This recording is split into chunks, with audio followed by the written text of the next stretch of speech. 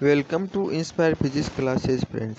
आज की इस वीडियो में हम कोणीय संवेग से संबंधित कुछ इम्पोर्टेंट क्वेश्चन करेंगे। ये क्वेश्चन प्रीवियस एग्ज़ाम में पूछे हुए हैं और आने वाले एग्ज़ाम के लिए बहुत ही इम्पोर्टेंट हैं।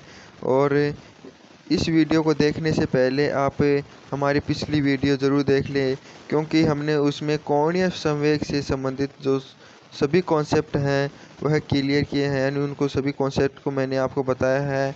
तो आप उस वीडियो को देख लें और वीडियो के देखने बाद आज के ये सभी क्वेश्चन हैं ये आपको बहुत ही इजी लगेंगे। तो देखिए, चलते हैं आज के इन क्वेश्चनों को। नेक्स्ट क्वेश्चन, किसी घूमती हुई चकती की त्रिज्या एकाएक आधी हो जाती है तथा उसका द्रव्यमान स्थिर रहता है तो कोणीय वेग होगा। देखिए दोस्तों, हम जानते हैं कि घूर्णन गति जो होती है या कोणीय गति होती है या घूर्णी गति होती है, उसके अंदर जो कोणीय संवेग होता है उसका मान स्थिर रहता है या संरक्षित रहता है। तो हमारा जे बराबर हमें त्रिज्या, द्रव्यमान तथा कोणीय वेग के पदों में इसका सूत्र हमें पता होगा। हमने पिछली वीडियो में आपको बताया है कि ये होती है mr² ओमेगा। देखिए दोस्तों, यदि आपने हमारी पिछली वीडियो नहीं देखी है तो जल्द प्लीज़ आप उस वीडियो को देख लीजिए, क्योंकि उस वीडियो में मैंने आपको कोणीय संवेग के सभी कंसेप्ट के बारे में बताया है। और यदि वो वीडियो आपने नहीं देखी तो ये क्वेश्चन आपको बहुत कम समझ में आएंगे, इसलिए आप उस वीडियो को देखिए। उसकी लिंक मैंने आपको डिस्क्रिप्शन में दे दी है। अब देखते हैं इस क्वेश्चन के बारे में कि जे बराबर mr² ओमेगा होता है।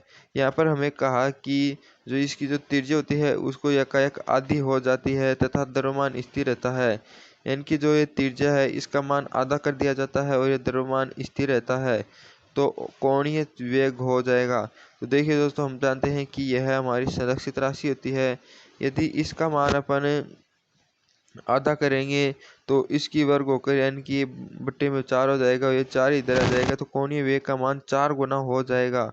तो इस क्वेश्चन का राइट आंसर हो जाएगा ऑप्शन नंबर 1। ठीक है दोस्तों, क्योंकि यह आर ओमेगा जो होता है कोणीय गति में r² के व्युत्क्रमानुपाती होता है। व्युत्क्रमानुपाती होने के कारण यदि त्रिज्या कम होगी, 2 गुना कम होती है, तो ये जो कोणीय वेग होता है यह 4 गुना हो जाएगा। अब है नेक्स्ट क्वेश्चन, घूर्णन करने वाली दो वस्तुएं ए व बी का जड़त्व आघूर्ण AIA व IB है। यहाँ पर IA अधिक है व IB कम है, तो कोणीय संवेग बराबर है तो घूर्णन गति जो होगी। देखिए दोस्तों, कोणीय संवेग बराबर होने पर जिस वस्तु का कोणीय जड़त्व आघूर्ण अधिक होता है उसकी घूर्णन गति कम होती है, और जिसका जो जड़त्व आघूर्ण कम होता है उसकी घूर्णन गति जो होती है वो अधिक होती है। क्योंकि हम जानते हैं कि जे बराबर होता है I ओमेगा, तो जे हमारा यहाँ पर बराबर होता है, ये दिया हुआ है या फिर संरक्षित है। तो हम कह सकते हैं कि जहाँ पर I का मान अधिक होगा वहाँ पर ओमेगा का मान कम होगा, और जहाँ पर ओमेगा का मान अधिक हो जाएगा तो I का मान कम हो जाएगा, यानी जड़त्व आघूर्ण का मान कम हो जाएगा।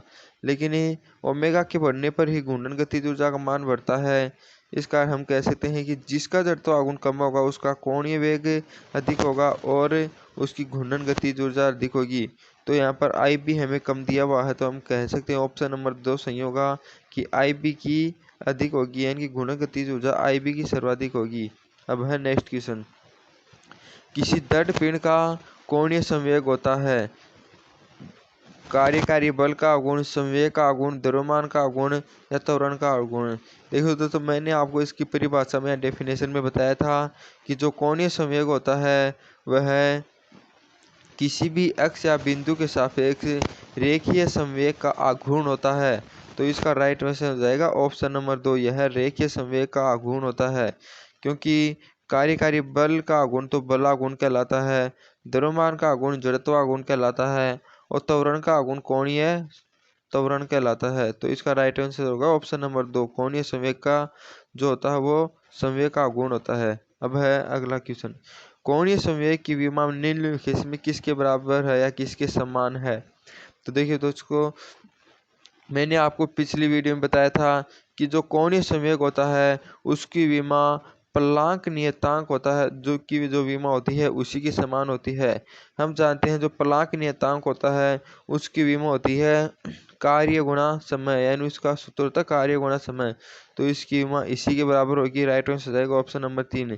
देखिए जो प्लांक नियतांक होता है वो इस इक्वेशन में होता है, यानी कि जो न्यूटन की जो कणों के लिए फोटोन कणों के लिए जो ऊर्जा का सूत्र है E बराबर एच म्यू।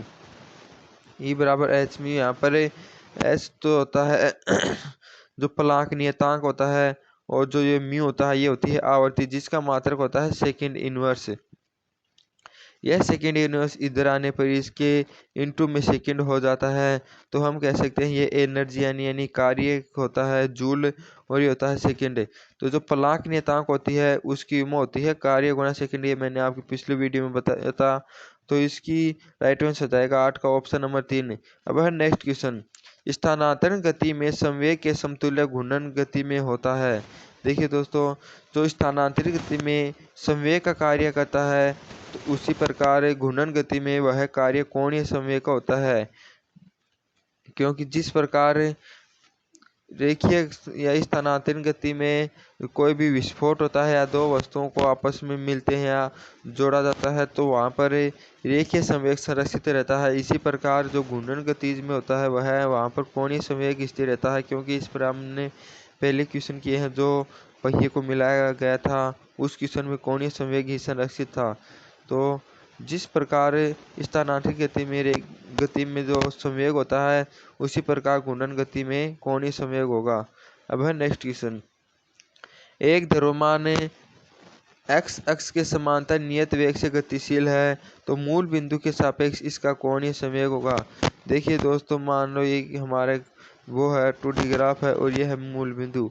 एक्स अक्ष के सापेक्ष कोई कण है जो नियत वेग से गति कर रहा है, और हमें बताना है कि इसका जो हम कोणीय संवेग होगा वह क्या होगा।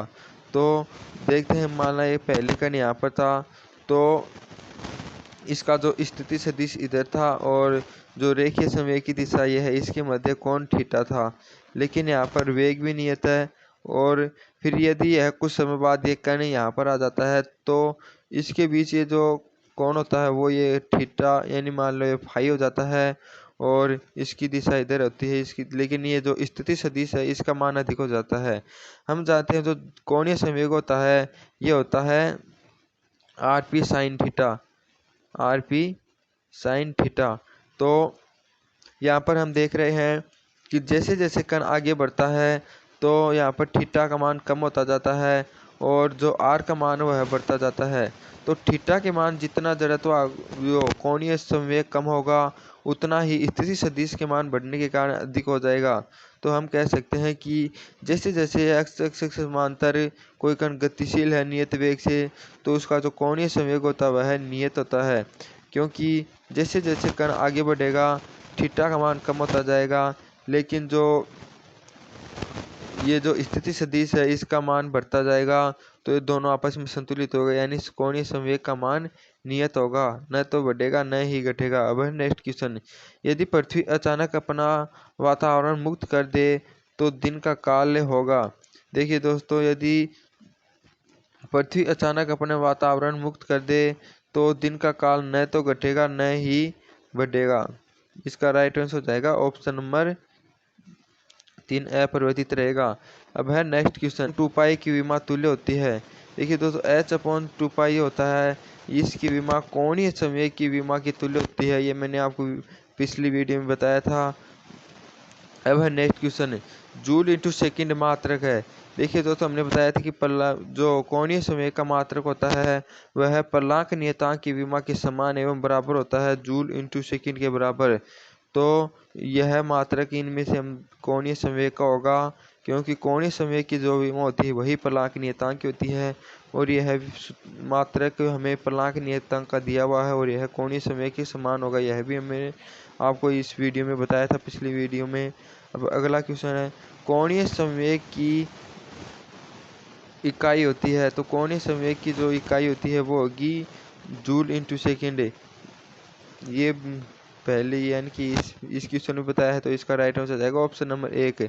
अब है नेक्स्ट क्वेश्चन, कोणीय संवेग की विमा होती है। तो देखिए दोस्तों, मैंने आपको बताया था कोणीय संवेग की विमा होती है m1l2t-1। ये भी हमने आपको पिछली वीडियो में निकाल करके बताई थी कैसी होती है। तो इसका राइट आंसर हो जाएगा ऑप्शन नंबर 2। तो दोस्तों, आप पिछली वीडियो एक बार ज़रूर देख लीजिएगा, क्योंकि उसके अंदर मैंने आपको बहुत अच्छे कोणीय संवेग के बारे में कंसेप्ट को बताया है, और यह आपके लिए बहुत ही यूज़फुल होंगे। अब है अगला क्वेश्चन, कोणीय आघूर्ण L निम्नलिखित में से एक है। तो देखते हैं, जो कोणीय आघूर्ण L का सूत्र है, मैंने आपको पिछली वीडियो में यह भी बताया था कि जो कोणीय संवेग का सूत्र होता है वह होता है I ओमेगा। L बराबर होता है I ओमेगा। तो इसका राइट आंसर जाएगा ऑप्शन नंबर 2। तो इसी क्वेश्चन के साथ हमारी आज की वीडियो समाप्त होती है।